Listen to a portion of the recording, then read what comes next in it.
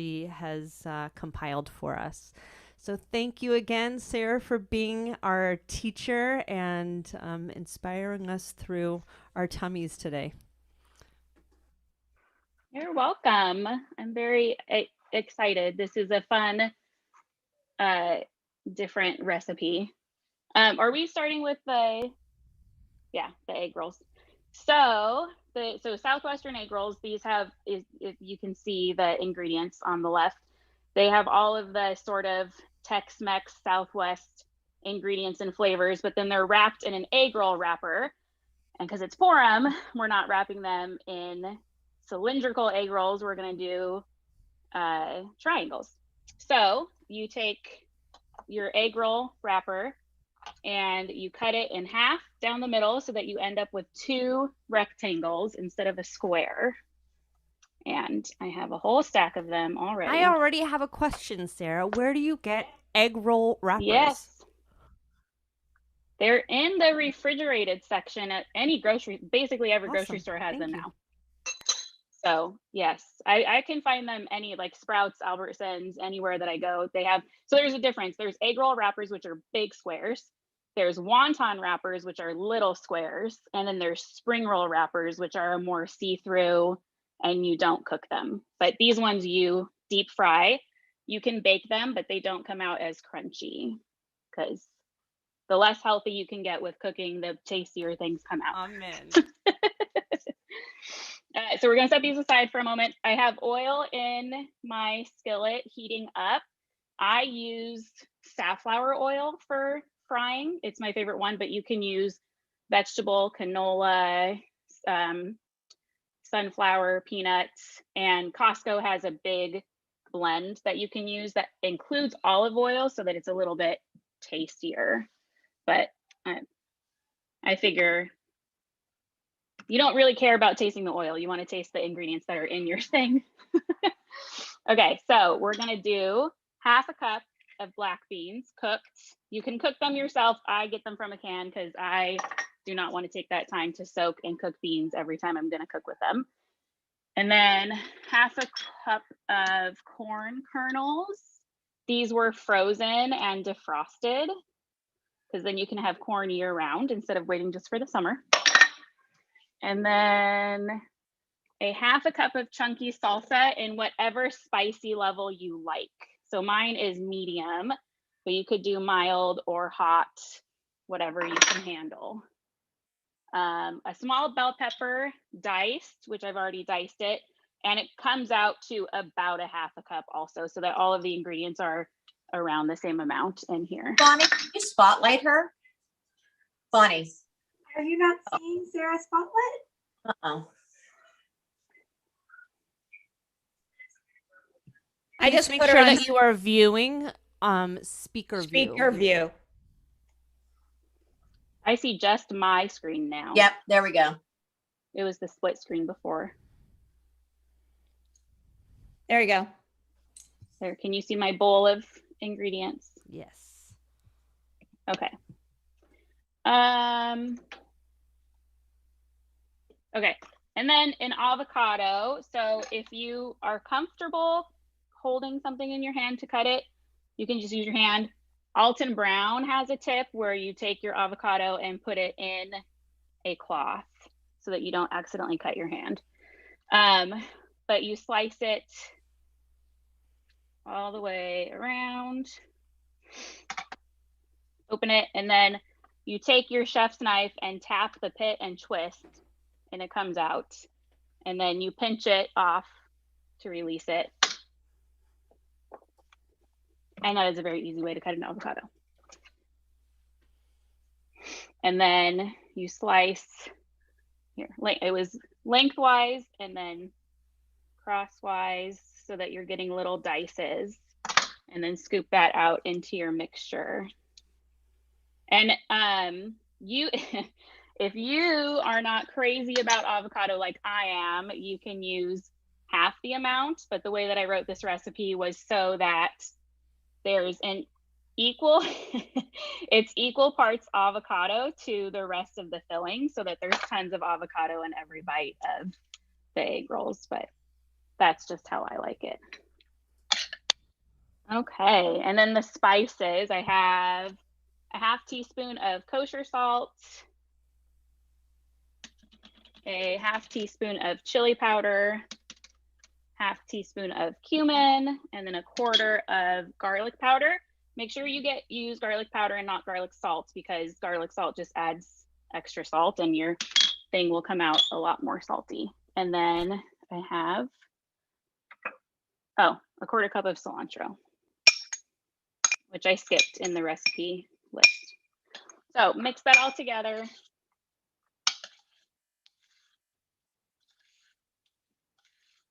And then you can shape your egg rolls. So you take your wrappers that you cut into rectangles, and this is a bowl of water because you get the egg roll wrappers moist, and that's how you seal them. So you take about 2 tablespoons of the mix and you put it down in the corner. Okay, take your finger, dip it in the water, and then you're going to moisten the edge. And then you take this corner and flip it over the filling so that you end up with a little triangle with like a tail on it. And then you moisten the rest of the egg roll wrapper and fold that triangle up. And then this little flap at the end, you fold it over, so then you end up with a triangle, and you pinch it on the edges to seal so that the filling doesn't come out. And then place that in. My oil is hot, we'll see how hot it is. You put that in your hot oil. My oil is not hot enough. Let's heat it up a little bit more. You can use a thermometer in your oil if you want to. You want it to be around 350 to 375. If you don't have a thermometer, you can tell by waiting until your oil is just barely shimmering, which you can kind of see it's rippling, it's getting hotter. And then when you actually place your wonton in the oil, if it makes a lot of noise and splatters a bunch and is kind of scary, then it's way too hot. And when you place it in there, if it doesn't really do anything or has just a few bubbles, then the oil is not anywhere near hot enough. So whenever you're deep frying, which probably everybody knows because I think we all make latkes every year, you have to kind of adjust your heat the entire time, unless you have like I think electric skillets are the only thing that really maintain the right consistent temperature. So I don't know if you can see my oil bubbling very well, but you can see there's not very many bubbles coming out. So it's not hot enough yet. So you don't want to add all of your wontons until your oil is really at the right temperature. Sarah, how high should your oven be when you are heating up the oil? The flame on I start with a medium flame, like medium heat, and then I adjust it constantly the whole time I'm cooking.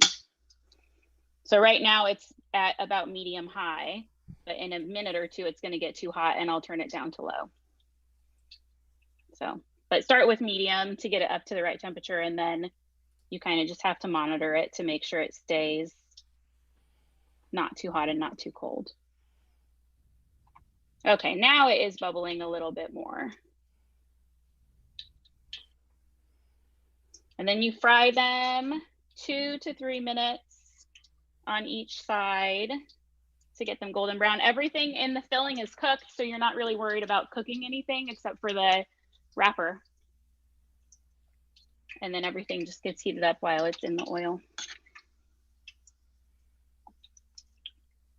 I'll do one more and then wait for those to cook, and I'll show you the blueberry lemonade.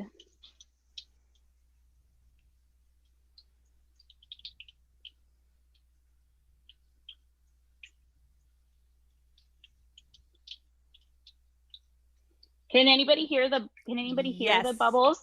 I'm so hungry already. I love So the good. sound, the like gentle bubbling. It's so soothing. And Joyce would like to know if these can be baked. Yes, you can always bake anything that's in a wonton wrapper. You're going to put your oven to 400 and then brush as much as you can with oil, because wonton wrappers don't crisp up as much in the oven as they do when you deep fry them. So you want to use a good amount of oil so that the oil cooks in the oven and helps them get crispy.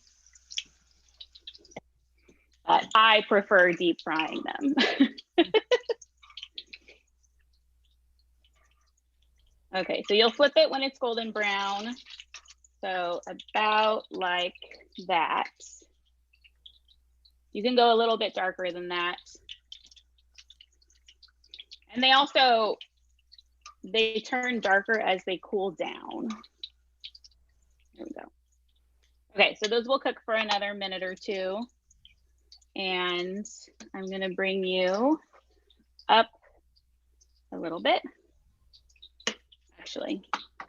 So is the only thing that would make these non-vegan, and I'm not vegan, so I know nothing, but are the egg rolls, would that make them non-vegan? Yes, because the egg rolls have, actually, I don't know what egg rolls are made out of. Flour and water and salt. So these are vegan. Yeah, Aren't there eggs in it? no. Nope. There's no eggs in the dough.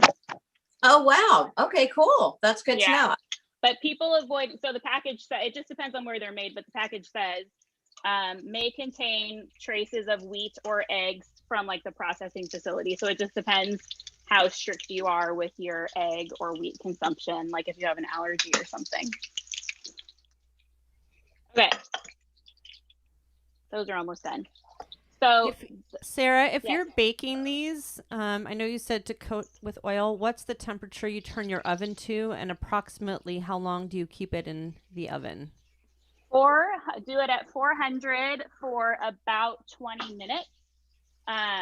But the best way to check is when they're golden brown. So I usually check around 15 minutes, and if they're not quite golden enough, then go a little bit longer. I was gonna move on to the drink, but these are just about ready to come out. And then I have more salt here to sprinkle as soon as you take them off while they're still hot. Oh, see, it's like bubbly. You see the wrapper like bubbled up and it's all golden. So as soon as you move them to your paper towels to drain, sprinkle with salt right away, because that's the best way for the salt to soak in a little bit.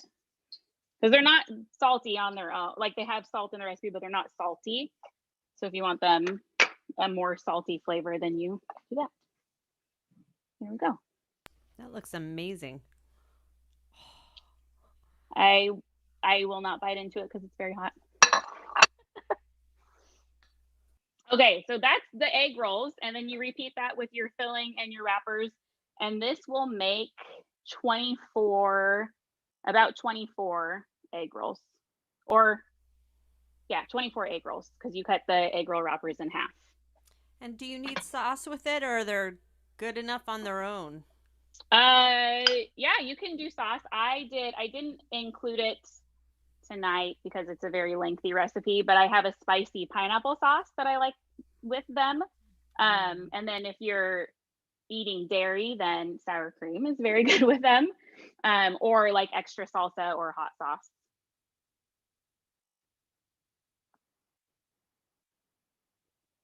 Are there any more egg roll questions? Do you deliver? No, I deliver cakes. And her cakes are amazing. Thank you.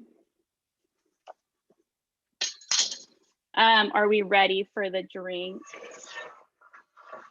Let's switch this here. Okay. So the drink, I think what you have listed for the drink is the Queen Teeny. Is that right? Which is yes, a cocktail. So the base of the cocktail is blueberry lemonade. So if you don't want alcohol. You can have just the blueberry lemonade. So you combine blueberries, just like a regular clamshell pack that you would get at the grocery store. They're usually 6 to 8 ounces. And then a cup of freshly squeezed lemon juice. And 2 cups of sugar, because the only way people actually like lemon juice is to add a lot of sugar to it. And then 2 cups of water. So what you're making here is you're making a simple syrup, but you're adding lemon juice and blueberries to it to make a blueberry lemonade base, the base of a drink. So you combine all of that, put the heat on medium low, depending on how hot your stove gets, and then cover it and let it simmer until the blueberries release their juice, which takes about 5 minutes. So it's not very long. You don't want to walk away, because if you walk away, your blueberry simple syrup can boil over pretty easily, and it becomes a very sticky pink mess, which I know from experience. So, and because of the magic of television, I have blueberry simple syrup already. So it comes out to this deep purple, reddish color. And then if you're going to stick with lemonade, once you're done with this mixture, you strain it so that you only have the liquid, strain it into a pitcher, and then add another 6 cups of water and chill it in the fridge until you're ready to serve it. Because this is a very concentrated, sweet, lemony syrup. Do you want to see the cocktail?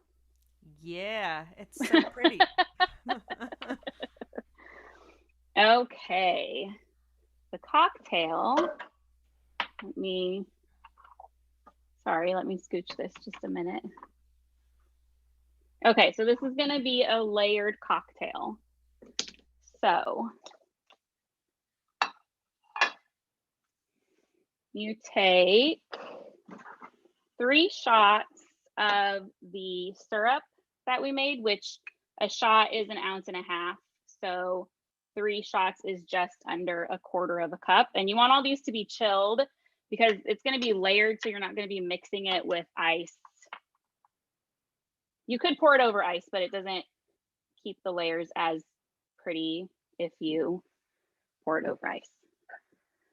And then ginger beer, even though it's called beer, it is not alcoholic, just like ginger ale is not alcoholic. It is just a more concentrated, it has like a heavier ginger flavor than ginger ale. So you're going to take any spoon, like any spoon that you eat with, hold it upside down in your glass so that it is not touching the liquid, but it's very close. And then you slowly add your ginger beer. Oh, and pour it into your fire.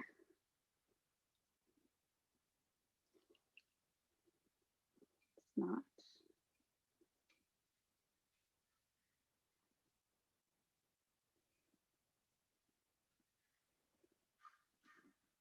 And now, because I'm on Zoom with you, it's not holding its layers.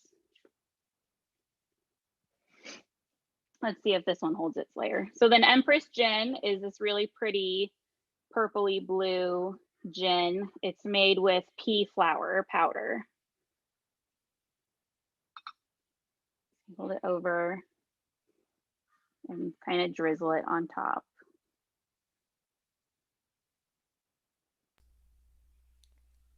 I don't know if it's a thing anymore that looks like Dimetap, which I used to love as a kid. It's so Dimetap pretty. is nowhere near as appetizing.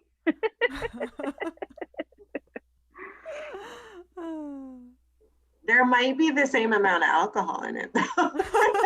Maybe that's why I liked it so much. I always felt really good. And really all good of our after mothers Dimetap. had no single problem administering it in big nose. I know. Right? And from like birth, but now you're not supposed to give that to kids until they're like 10. Oh, Yeah, that's you So just if you can switch the see, It's pink on the bottom and kind Ooh. of purple on top. It's beautiful. It's So really it stays. pretty. Yeah. Wow. Very pretty. I'm gonna add a file to the chat, Oh. which is more. Oh, if I'm allowed to. You should be. You know what? We can make you a. Let me see if I can do that. Well, I can do Yeah. it from. Yeah, you should now. You're I a can't co-host. just do it from my computer though. It wants me to do it from Google Drive. Oh. Because on my computer it's a PDF. Oh, you get to see all my Google Drive.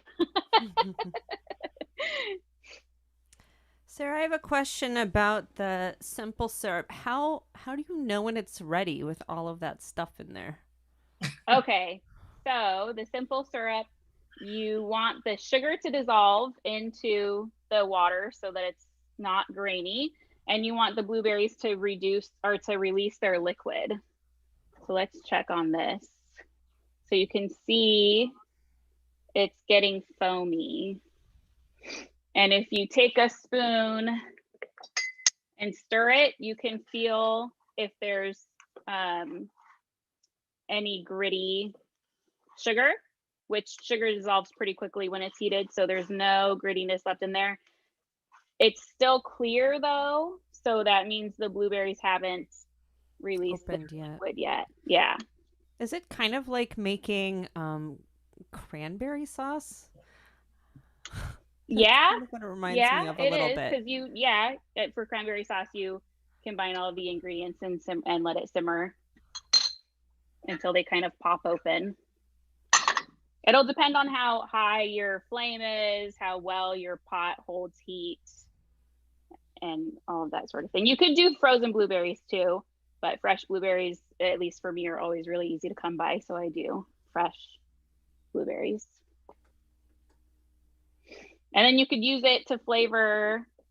You can just add water to it to make it into a lemonade. You can use it to flavor cocktails. You could put it on like ice cream or any. Sounds good. If you cook it for longer after the juices come out, it'll thicken. The sugar will continue to thicken if you cook it for longer, and then you can make it into a more syrupy consistency for like pancakes. That would be delicious. Ooh, or challah French toast. Sounds so good, Sarah. Exactly. So that's my recipes. I wish I could share this file with you. If you want to send it to me, I can help share it. I'm thinking this would be a great opportunity for everyone to go pour yourself a glass of something nice, and we can come back together for a little l'chaim. Sarah, yeah, it is Purim. Amazing. So, Sarah, you've already made yourself a lovely drink. I have. I would love to be able to join you for a l'chaim. So 2 minutes. Okay. 2 minutes. Yes. Be right back. Everybody pour yourself a cocktail. All right. Thank you so much, Sarah. You are amazing.